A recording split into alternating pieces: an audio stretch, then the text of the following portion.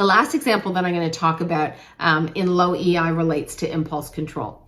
And this can come out in all sorts of ways, but one of the key signs that we've got leaders with low impulse control is that they are, low EI, is that they are showing signs of an inability to effectively manage their impulses. And it can come in a couple of different ways. So managing the impulse to dump on somebody, right? So just, this is what I'm feeling, I'm frustrated, and so I'm going to yell at the person. And again, we have situations like this that do happen in our client organizations and people blowing up.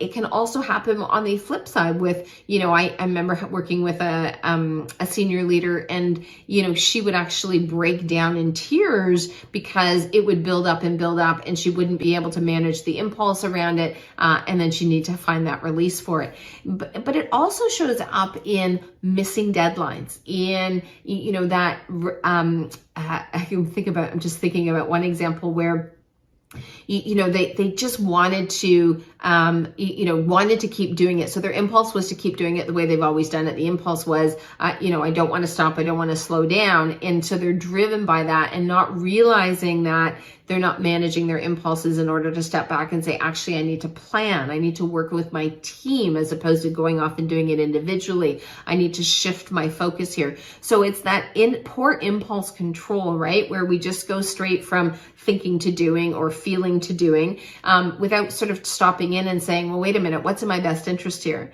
And what's the best approach? And how do I plan this? And how do I, I'm just thinking of another example of a client who was extremely frustrated and went into his boss's office and just dumped all over his boss. Again, that's poor impulse control. That comes from low emotional intelligence because they just feel that drive to act without any consideration of the impact that that's going to have if they move into action. And all of those pieces, self-awareness, the impulse control being part of self-management, the other awareness, how this is going to land, what is this going to do for me reputationally? How is this going to demotivate my staff? If my staff see me behaving like this, I have another client who will get frustrated and they'll go on a rant in front of all of their direct reports about their peers. And again, that's poor impulse control. There's a time and a place for that. There's an audience where it's appropriate.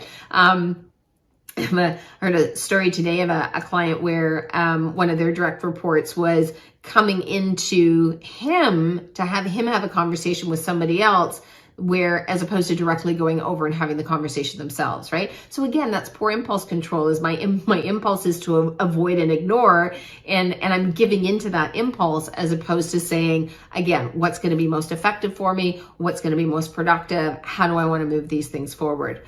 The effective use, so these are just a couple of examples and easy to sort of start to pick up different ways in which these things show in organizations. But the dysfunction of low EI is one that is prevalent. It can be in teams, it can be across the organization.